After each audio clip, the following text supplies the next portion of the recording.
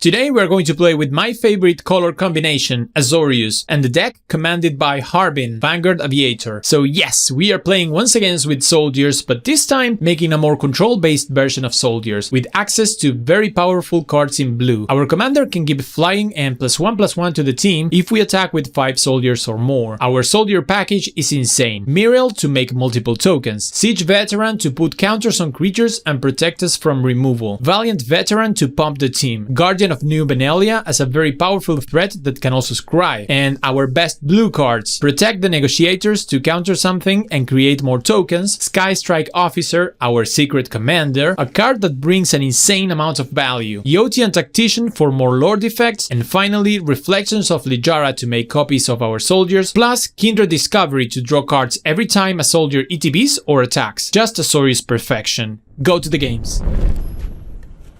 What's up everyone, welcome back one more time. You know the deal, we play Historic Brawl, and I promised you that we were going to play with the other version of the soldiers in Azorius Soldiers.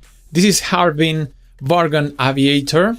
We're still playing Tribal, this is Soldiers. As you can see, we can play the Fortified Beachhead just because we are on blue and white, and I'm going to tell you why. This is perhaps my favorite type of deck.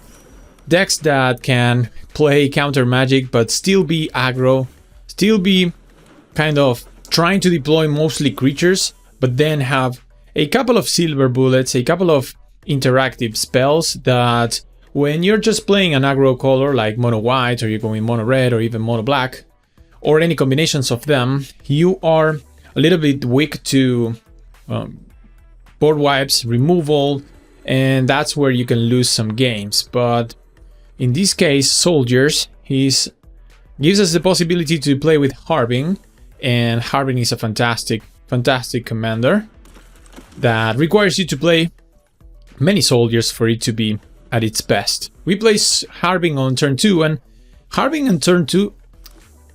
Sorry, this is not turn 2, it's turn 3, but Harbin itself, 2 mana, 3/2 flyer, it's already a very good rate, and you can start pressuring opponents very early with him. And now we can use Protect the Negotiators. I really love Protect the Negotiators. In this deck is obviously the best shell that you can use to ram Protect the Negotiators, but giving you the chance to also have a 1/1 token, it's pretty good.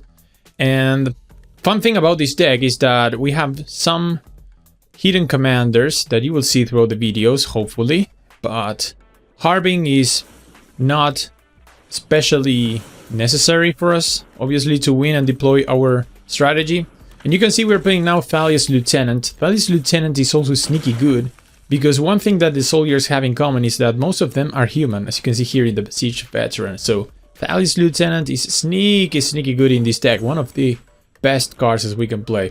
Opponent is on Meria, so you know that Meria tries to deploy really small artifacts and use that to tap for mana, but most importantly tap those to exile cards and play from the top of their deck. But they have kind of a slow start. We're going to play Siege Veteran. You may know him as Luminarch Aspirant 2.0. The team is pumped by the Heraldic Banner, and we can put the counter on the Thalia's Lieutenant. We could not offer the trade. I mean, if they want to block with Meria, that's okay, because Meria on the battlefield is their kind of their combo piece, or their most important creature, whereas Thalia's Lieutenant for now and for us is a value creature, but it's not extremely important. Holding up a Leonin War Leader to put more pressure to them. They find a Vivian. Interesting choice for Meria. Going to put a 3/3 with Reach. That makes sense to block Harbin. Find more lands. But at least this is a land that we can exchange for a card later on. So I think we have to go to attacks. Put the counter on Harbin to make it toughness 4. This means that if they want to block with a 3/3, then that's okay. I'm not going to let them trade with anything else. I don't think we're supposed to attack with more than this. Yeah, opponent trumps. It's next turn that we can put the counter of the Siege Veteran on something else, plus the Leonin War Leader. We have very good attacks. So no need to lose Thalia's Lieutenant or anything else. Opponent plays a Blast Stone.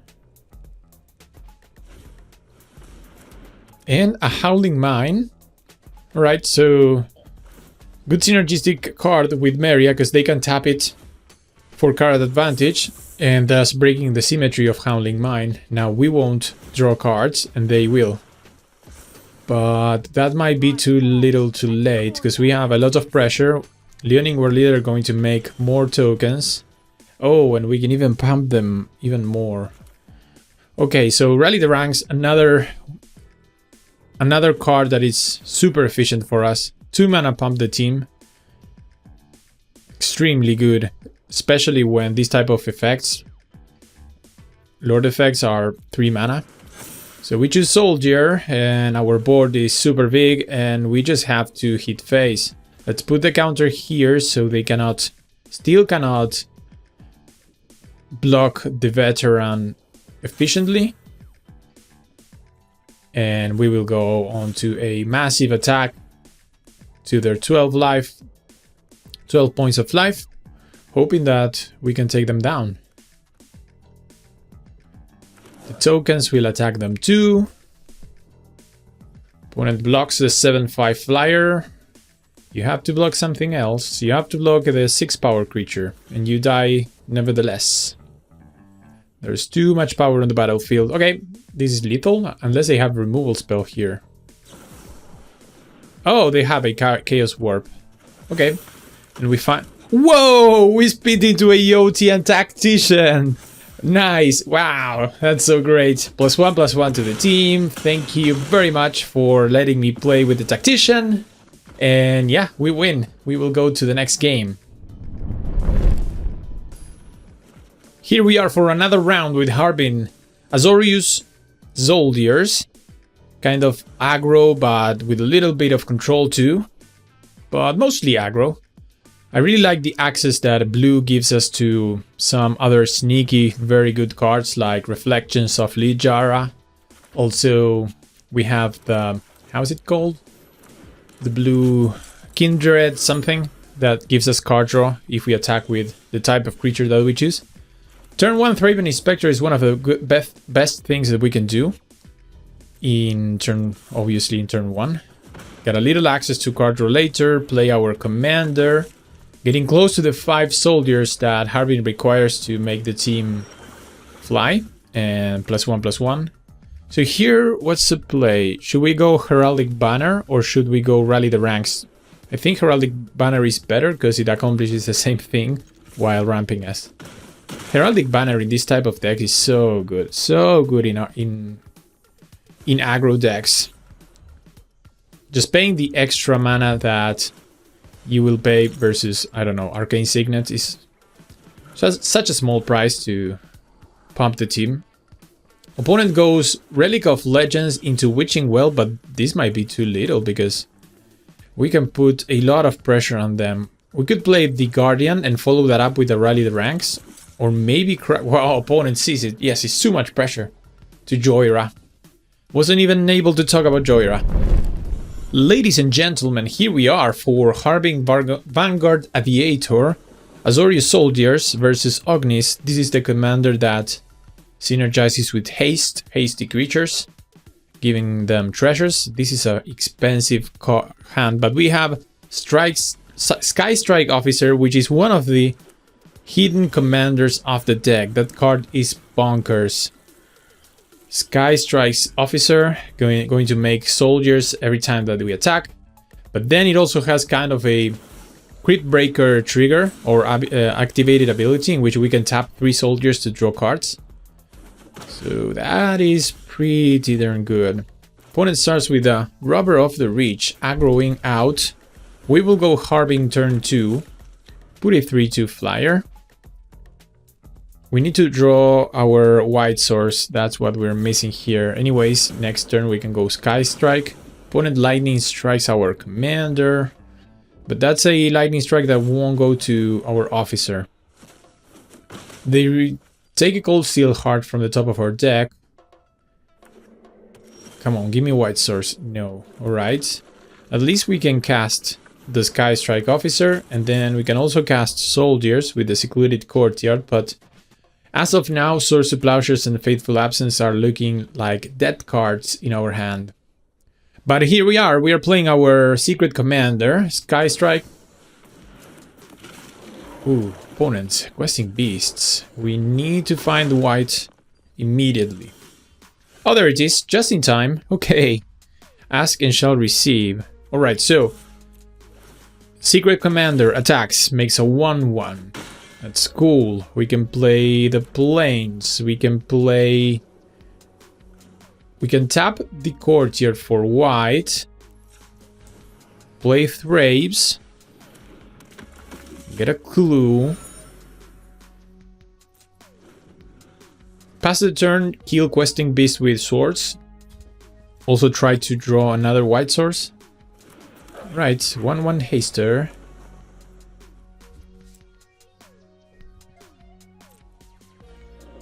Here we go. Here comes the Questing Beast, and I think I'm going to use swords. That allows me to crack the clue. So I think it's better. Yeah, let's crack here for white. Try to find... Oh, wow! Opponent scoops it up! Well, we are crashing it with Azorius Soldiers. I thought it was going to be good, but I didn't think it was going to be that good. And I'm starting to think like Azorius Soldiers is even better than having Mirel in the command zone and playing mono white. And yeah, this could be really good. Opponent starts with an Allosaurus Shepherd. They are in Prime Speaker Bannerford. That should be combo. We have a wash away, but Allosaurus Shepherd is preventing for their green creatures to be countered, which is kind of a bummer, really. We need to work our way towards the Farewell, because otherwise we could be dead really soon. Yeah, here comes Prime Speaker. We need to find a removal spell. Oh, more lands. And we're also flooding out, so I don't know. If I play Gideon, Gideon dies. If I play Harbing, it's just to block. Yes, they went first, and they went really fast, and moreover, they had the Allosaurus Shepherd, so that was too lucky for them to start like that. And now Prime Speaker could go look for their combo pieces and maybe even win right now. Normally they will start looking for things that they can make, untap Prime Speaker, sacrifice that thing, get another untapper with a +1 mana value, all the way towards some crazy thing to close the game. But they find Uro here, and they use Slip Out the Bag to... They use Slip Out the Bag to face out Uro and avoid the sacrifice trigger, which is super smart. Super smart and annoying, because now they have a active 7/7 Uro. And we are just 1 mana short from Farewelling. I guess we just have to pass here. Pass, hold up Wash Away for any other thing that we can counter that it's not a green creature. With some luck, next turn we can go Farewell, reset the game. They seem to be stacked on 4 mana, so that could be either good because they cannot play their things, but also they have so many spells in hand. And there we go. Now they go Prime Speaker, sacks that. Gets a, well, alright, Quandrix Cultivator. So... they pass with 2 mana up. Well, we have to go for it. We don't have any other turn, so we attack with Harbin, deal 3 to them, and just shoot this Farewell. See if we get lucky. We can go, no artifacts, everything but artifacts. Exile. Does it resolve? No. Oh, brutal. Even with a spell pierce. Come on. Alright. To the next game. We are still playing with Harbin. Going up against Ramos. Yeah. Ramos Dragon Engine. We know about Ramos and how crazy the deck can be. We will go first. That is always nice. We have a very good 2-drop in Guardian of New Benalia. This is the card that enlists and scries. So a very good way to set up the top of our deck. We will start by putting the unclaimed territory on soldiers.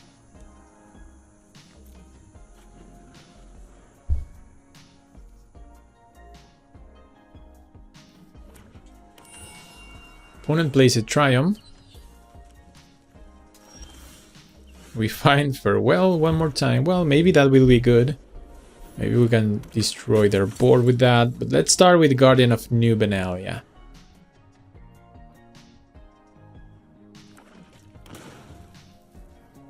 Opponent takes 2 from the breeding pool.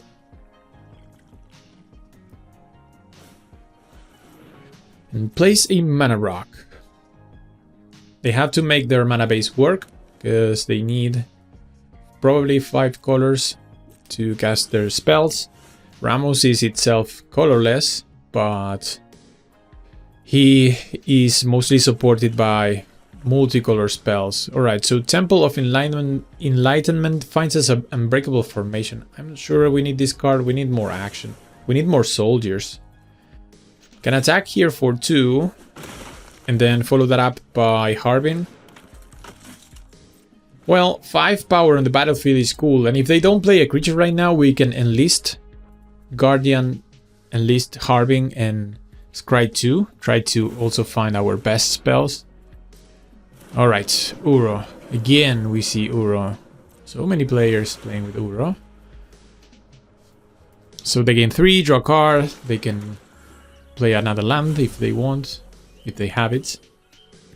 Do they have it? Yes, of course they have it. Opponent casually finding their 5 colors of mana.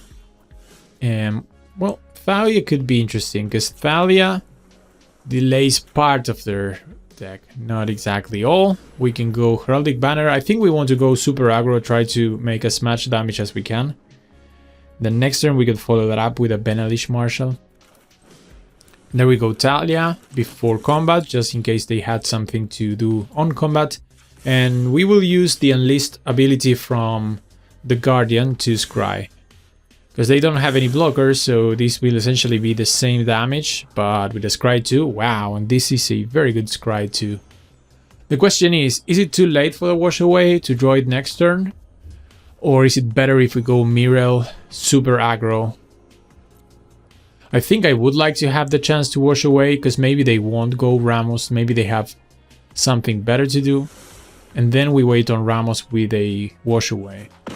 This is the nice thing about doing these Azorius aggro decks, because you might think that there's no room for counter spells on this deck, or we even shouldn't be playing counter spells in this strategy. I disagree, fully disagree here. Like, first of all, we can play whatever we want, and second of all, you can find a very good mix of aggro with control, and if you're good playing both things, you're going to have a great time yourself, and I don't care about my opponent being miserable. So I know every video I mentioned how Wash Away is a very OP counterspell in Historic Brawl.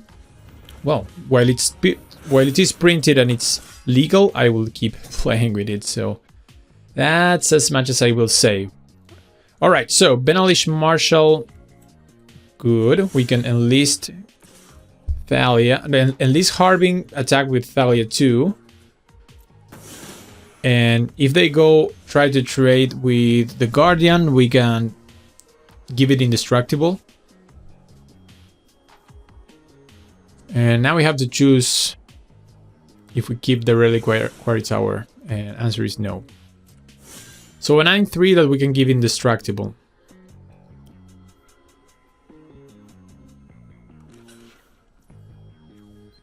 Okay, opponent blocks. We will discard. I guess we should discard Farewell here. Give it indestructible. Get them for 4. And we are forcing them to have a board wipe. Even through a board wipe, we can still give Guardian indestructibility, which is something. Paradise Druid, so they're not going to play Ramos. So we're waiting with Wash Away Ao and Kaito. Alright, opponent doesn't give us the pleasure of countering their commander. Instead, plays Kaito and Paradise Druid. We are going to draw Mirel. And thing is, this might be risky because we are not going to be able to wash away. But even if they go Ramos next turn, we win. We're going to win. So the only thing that we lose to is to a board wipe. And it has to be an exile board wipe, because here we are going to deal a lot of damage to them. They might have to block with both. They don't. Alright. So Guardian of Numenalia survives any normal board wipe. We only lose to an exile-based board wipe. Because they are at one life. So if they have Wrath of God, we win. Now this is a juicy. They draw. Discard a Meeting of the Five. Yeah, Ramos is a very cool deck, but versus aggro, it's super tough for them. Alright, farewell or bust for the opponent. Thalia is taxing our Wash Away, unfortunately, but that's alright. That is very alright. Can always recast Harbing if they kill it. So this deck feels great. This balance of control with aggro is my jam. It's like the Tura deck that we played some weeks ago. Yeah, our opponent deals damage to them with the land and goes on their shield. I like playing aggro because it allows me to put even more games on in the video than normally. I'm normally doing 4 or 5 games every video, but whenever we play aggro in decks like this, I can go 6 or 7 videos for sure. Opponent goes first, hand looks good, need more lands, but we have the Protect the Negotiators, one of my favorite cards from the Brothers War. No, this is from Streets of New Capenna. No, what am I saying? It's from Dominaria United. Almost. You have the Rescue Retriever, another very good soldier payoff that can put counters on your whole team. And a Dance of Vanguard, which is very, very good at attacking for sure and defending itself. Though it requires a little bit of life for you to pay. Okay, so we keep this hand. Opponent is on Oyaminar Talk, Polar Werebear. This is the polar bear that uses food to get things going and start the value train. We'll start with a tap land. They have a Gilded Goose, so they are already producing food at great scales. Kabira Takedown. We have to go cave and set up with Guardian Idol. Need to try to either get to a point where we can counter their commander, or maybe next turn, if we get lucky and find another land, we can Supreme Verdict. Let's hope so. Looks like one of these games where we first need to clear what they are doing before we start deploying our threats. The good thing is that if we play a Dance of Vanguard, we can make him survive one board wipe. Alright. This is a tap land. Come on. So close. Alright. Almost we had it. So Fabled Passage, this might be too little too late, because they will be doing their thing. Let's find an island and pass. At least try to protect the Negotiators something. Because they can sack a food, draft a card. When they do, they add 3 blue. So that's kind of broken. That's a little bit insane, if you ask me. We're going to take 4 here. Here's to hope that they give us a good target for the protect. Alright, opponent gives us no target at all. Passes a turn. That's something that we can use later, but not really right now. And looks like they might be holding up to a counter spell, but you know what? This can't be countered. Supreme Verdict. Sneaky, sneaky good. Sneaky, sneaky good. They produce another food token, and well, we reset the board for a while. Opponent draws. Wow! Yeah, Supreme Verdict. Just a good, efficient card. This will be our last match playing with Harbing, Vanguard, Aviator, and I gotta tell you, I know Mirel, White Soldiers is popular, but Harbing, Azorius is my favorite, preferred way to go with the soldiers. I'm stating it right now. We are going up against Tezzeret, Master of the Bridge. They are trying to kill us with artifacts, and we can deploy an early Captain Everhart alchemy card that makes their most recent card draw cost one more, and one less for us. You can see Thalia now costs us 1, but this is only for this turn, so we should play Thalia this turn to take advantage of that. Let's attack them with the 1/2 double striker, trying to filter some damage through. Opponent, no fear in blocking. That was a greedy block. Okay, we can go Thalia, play the Deserted Beach, and play our commander. I guess so, right? Or the captain. Sentinel is better when they have a card that we can exile from the graveyard. So I guess it's Harbing. That's a 3/2 flyer, and we can fly through the reality chip.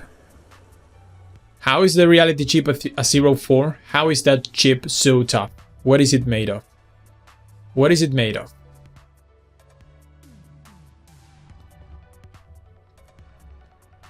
So Thalia cannot actually destroy the reality chip. Could make sense.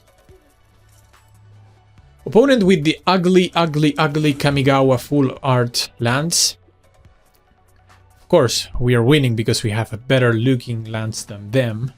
So I never liked those lands from Kamigawa. I'm sorry if you're a fan of them, but I don't really like. They copy our Captain Everhart, so strictly cancelling out its effect. That's kind of funny. Attack them for 3. So we need to find 5 soldiers to fly through their heads with all the teams. So we can go Henwer Militia Captain plus Sangol Sentinel. If they don't touch our board, then our team will fly through their head, because Harbing requires 5 soldiers. And 5 soldiers is what we have right now. We could win next turn. We could definitely win. Alright. The captain will flip, and now it's the cult leader. And I guess we just go for attacks, right? There we go. Attack with 5 teams. Where is my Harbing trigger? Well, what's happening? Is one of these... Oh, come on. The cult leader flips into something that is not a soldier? How is that possible? That's so funny.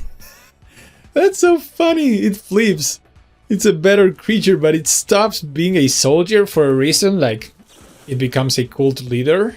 So, I guess flavor-wise it makes sense. Like, it has 4 creatures, so it becomes a cult leader. I'm not a soldier anymore, but it betrayed us. It betrayed us so good. I mean, it's not going to cost us or anything, but I wanted to fly over them. That's so funny that that's the way it... Yeah, it's actually better and it's making more tokens, but I just wanted to do the thing. I just wanted to fly over their head. I think that not a single time during this video we have been able to use the Harbing ability. And that tells you something about the power of the deck. We won so many games without even having to trigger Harbing. It's just Soldiers is a good tribe now. And Control gives you, yeah, we win again. That's it. That's it for today. I'm going to leave it at here. Fantastic performance from Harbin and the soldiers. Well, this is the end of the video. If you're not a subscriber and you enjoyed what you see, consider subscribing to this channel. You're going to have fun and you're going to receive so many daily videos that you're going to be happy about this. Please consider leaving a comment, a like. We will see each other on the next video. I hope you have a very good week and weekend.